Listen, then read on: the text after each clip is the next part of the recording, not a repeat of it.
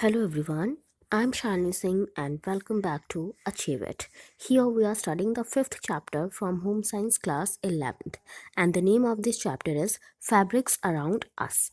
And this video is going to be part 3 of this chapter. So अभी तक आपने part 1 और 2 नहीं देखा है तो उसको भी देख लीजिएगा.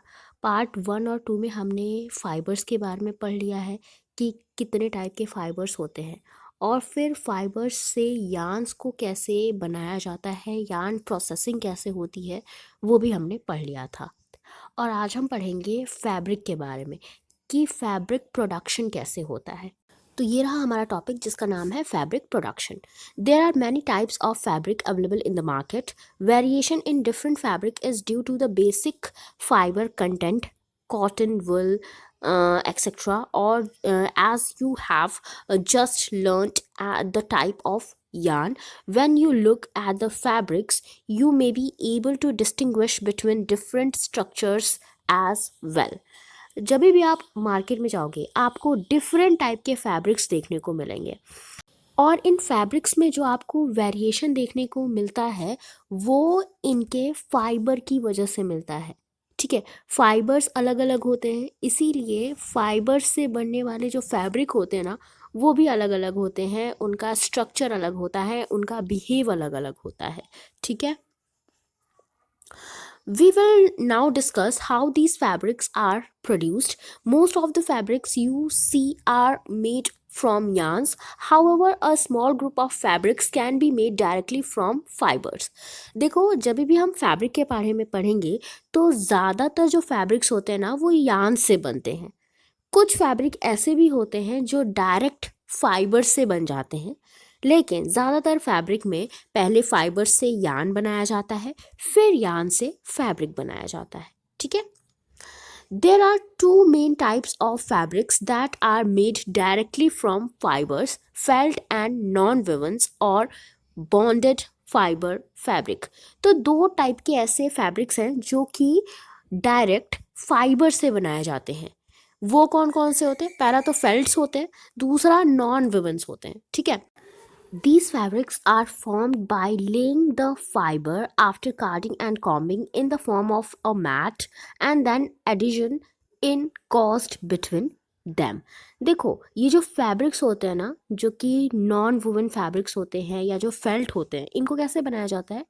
इनमें क्या किया जाता है, इनमें फाइबर्स को कार्डिंग और कॉम्बिंग के बाद लिटा दिया जाता है. ठीक है, रख दिया जाता है मैट की फॉर्म में, जैसे चटाई होती है ना, चटाई की तरह फाइबर्स को ऐसे ही बिछा दिया जाता है और फिर उनमें एडिशन होता है. एडिशन क्या होता है? एडिशन में इन सारे फाइबर्स को आपस में क्या कर दिया जाता है? सिर्फ जोड़ दिया जाता है. ठीक है, the mat can be made not only of required thickness but also of any shape.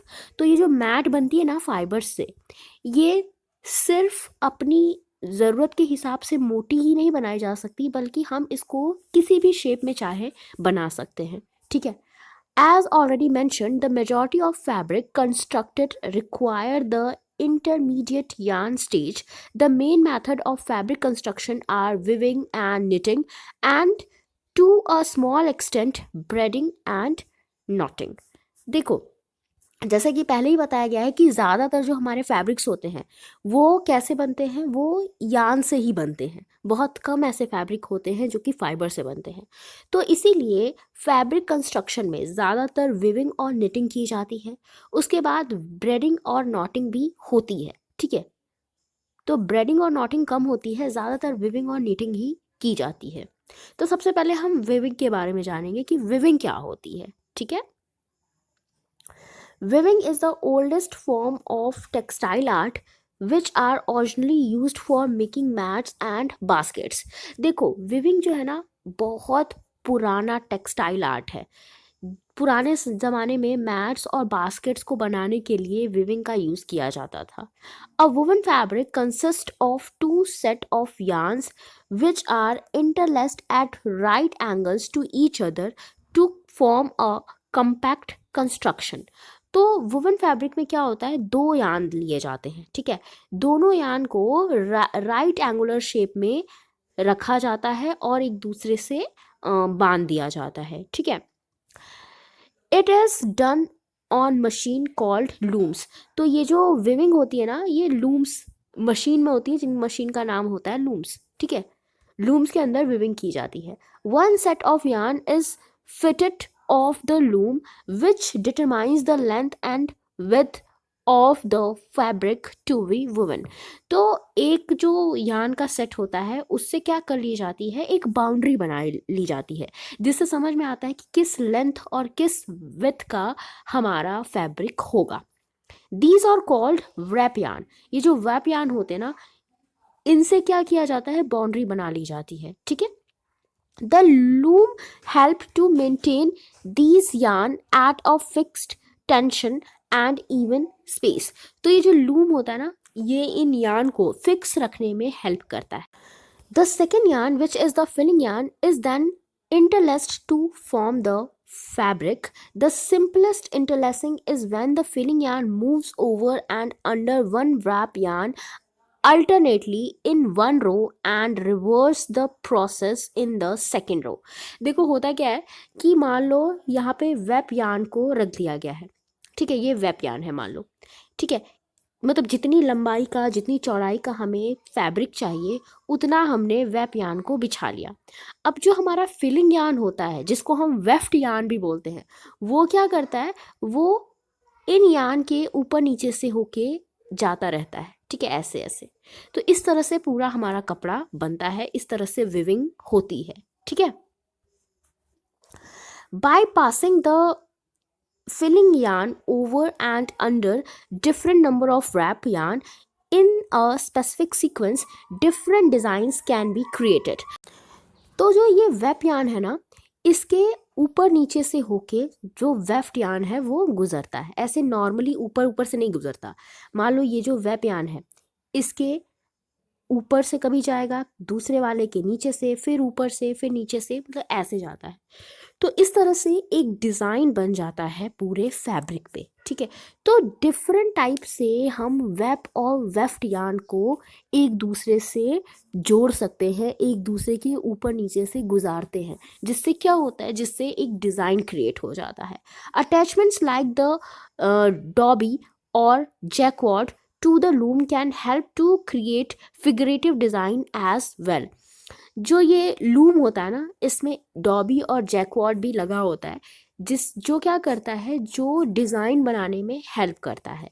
These designs become clearer when different colored yarns are used for web and filling। ये जो डिज़ाइंस है ना, ये और ज़्यादा क्लियर हो जाते हैं जब यार्न्स हमारे डिफरेंट कलर के हों।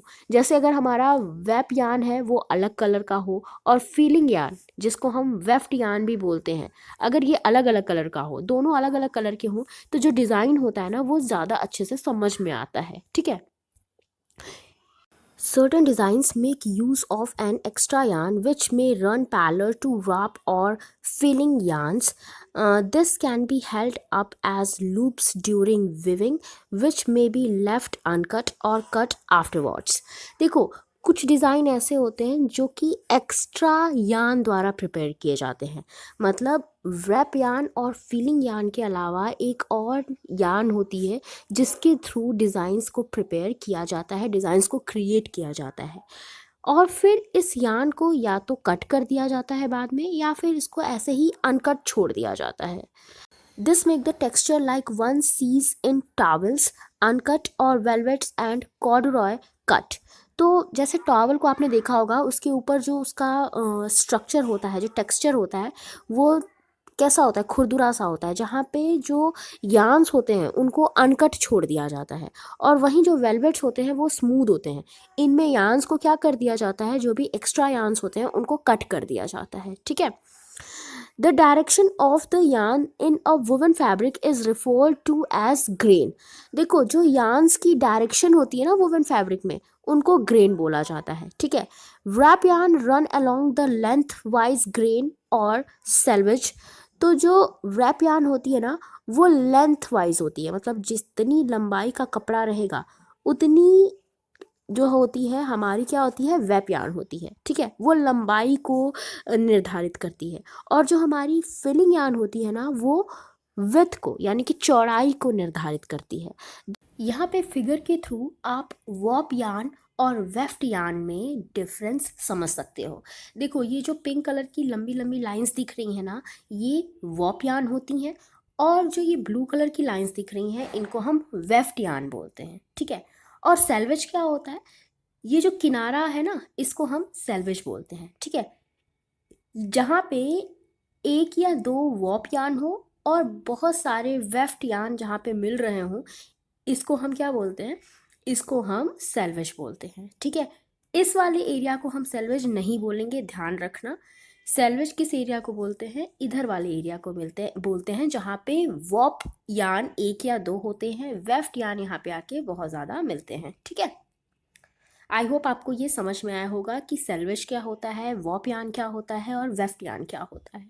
Thus the length and width in a woven fabric is called the selvage and weft. तो जो लेंथ होती है वुवन फैब्रिक की उसको हम सेल्वेज बोलते हैं, और जो विथ होती है उसको हम वेफ्ट बोलते हैं, ठीक है। और जब भी आप कोई कपड़ा खरीदने चाहते हो ना, तो आप देखते हो कि कपड़ा कुछ ऐसे होता है, इस शेप का होता है, जैसा कि अभी हमने फिगर में देखा। और जहाँ पे जो वॉप वाली साइड होती है ना, जो वॉप यार्न वाली साइड होती है, यानी कि ये वाली साइड, इसको हम क्या बोलते हैं, सेल्वेज बोलते हैं, हमने अभी पढ़ा था। और जो सेल्वेज वाला एरिया होता है ना, जो सेल्वेज का पोर्शन होता है किसी भी फैब्रिक का, वो सबसे ज़्यादा स्ट्रॉन्गेस्ट होता है। देखो लिखा भी है, the fabric is strongest along the salvage. Salvage पे फैब्रिक सबसे ज़्यादा स्ट्रॉन्ग होता है, ठीक है। इसके बाद हमारा नेक्स्ट टॉपिक है निटिंग। निटिंग आप समझते हो ना, जो ऊन से बुनाई की जाती है उसको हम निटिंग बोलते हैं। Knitting is the interlooping of at least one set of yarns. It may be done by hand using a set of 2 needles for flat fabrics or a set of 4 needles for circular fabrics. देखो ये जो knitting की जाती है उसमें क्या किए जाते हैं, लूप्स बनाए जाते हैं, ठीक है। तो ये जो फ्लैट फैब्रिक होता है उसके लिए 2 निडल्स की का यूज़ होता है। जैसे देखते हो घर में जो स्वेटर बुने जाते हैं उसमें 2 निडल्स का यूज़ करके स्वेटर की बुनाई होती है। लेकिन जब हमें सर्कुलर फैब्रिक बनाना होता है, गोल फैब्रिक बनाना होता है, या कोई गोल चीज़ बनानी होती है, मतलब गोल फैब्रिक बनाना होता है, तो वहाँ पे क्या करते हैं, हम 4 निडल्स का यूज़ करते हैं, ठीक है। जैसे आप देखते हो स्वेटर वगैरह का जब गला बनाना होता है ना, तो 4 निडल्स का यूज़ किया जाता है। निटिंग में be done on machines, knitting machine से भी हो सकती है। The process consist of making a series of loops along the knitting needle और मशीन बेड।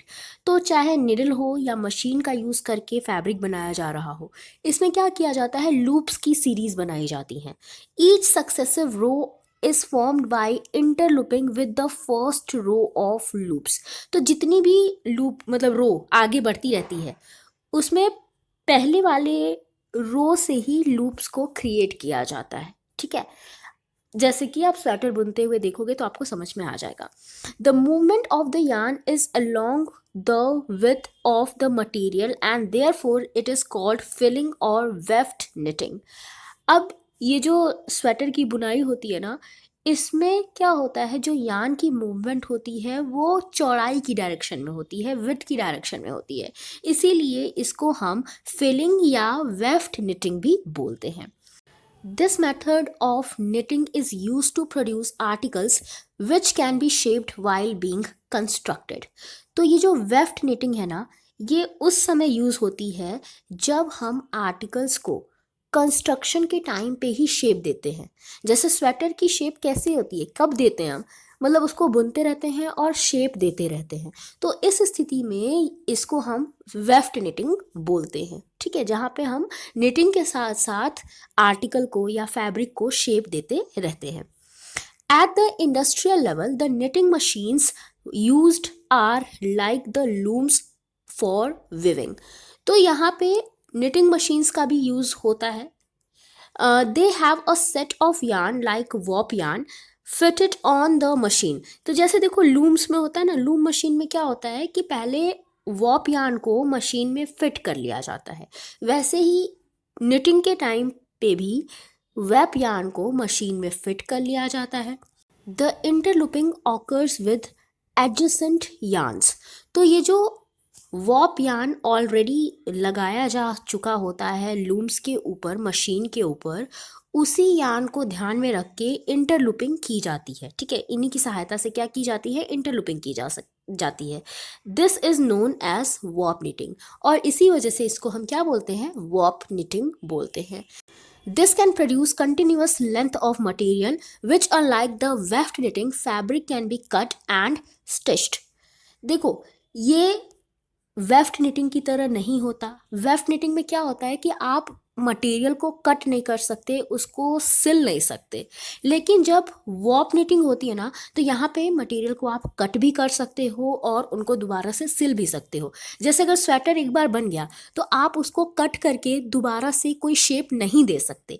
लेकिन जब वॉप निटिंग होती है ना, तो उस समय आप फैब्रिक को कट भी कर सकते हो, उसको दूसरी शेप भी दे सकते हो। ठीक है, और वेफ निटिंग में शेप साथ साथ में ही दी जाती है, बाद में इसकी शेप को चेंज करना थोड़ा सा मुश्किल हो जाता है, क्योंकि ऐसे फैब्रिक को हम कट नहीं कर पाते।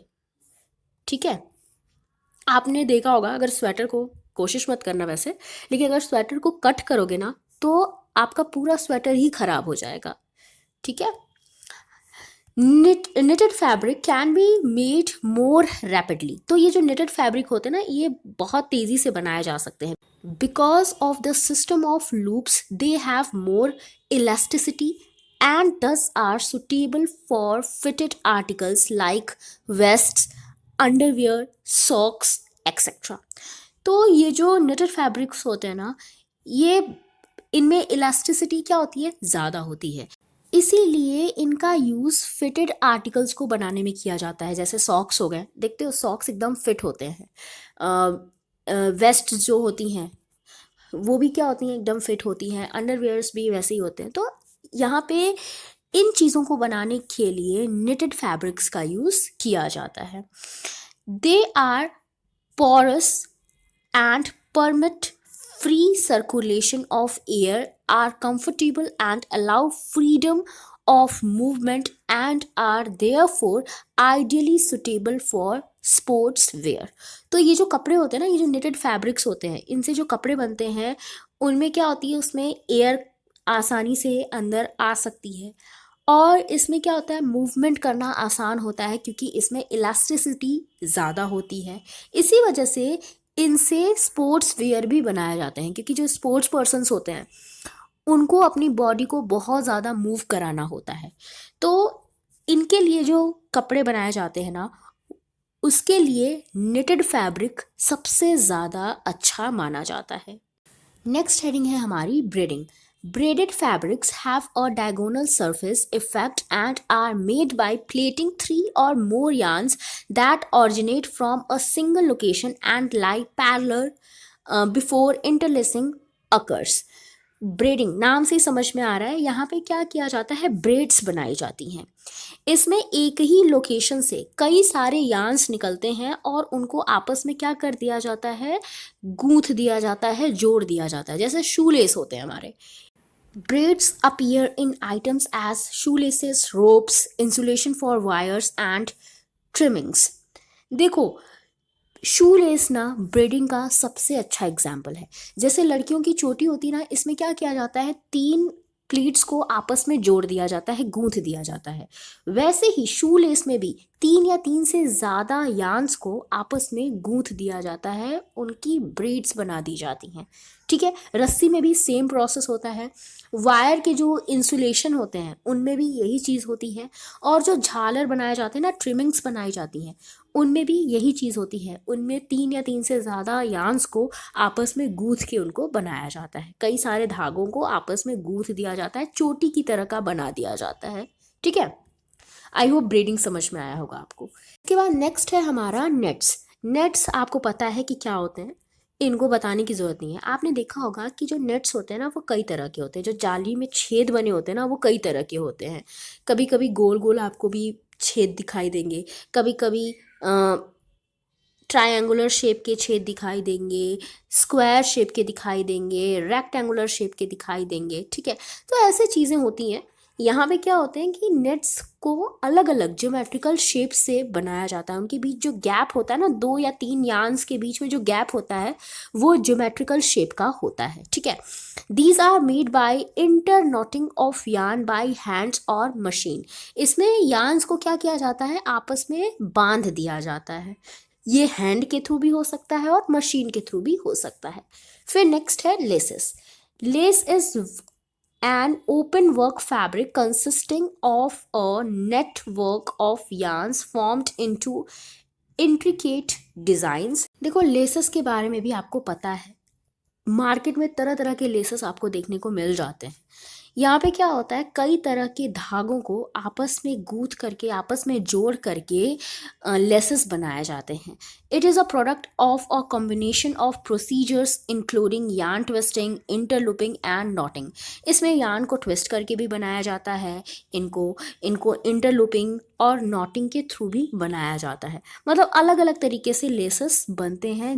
मतलब जिस डिज़ाइन के लेसेस होंगे उस तरीके का उनको बनाया गया होगा, ठीक है। जैसे जब उनको ट्विस्ट करके बनाया जाता है तो डिज़ाइन कुछ और निखर के सामने आता है। इंटरलूप जब किया जाता है कोई दूसरा डिज़ाइन आता है। नॉटिंग जब की जाती है तब कोई दूसरा डिज़ाइन सामने आता है, ठीक है। तो अलग अलग डिज़ाइन के लेसेस आपको मार्केट में देखने को मिल जाते हैं। उसके बाद नेक्स्ट टॉपिक है हमारा टेक्सटाइल फिनिशिंग।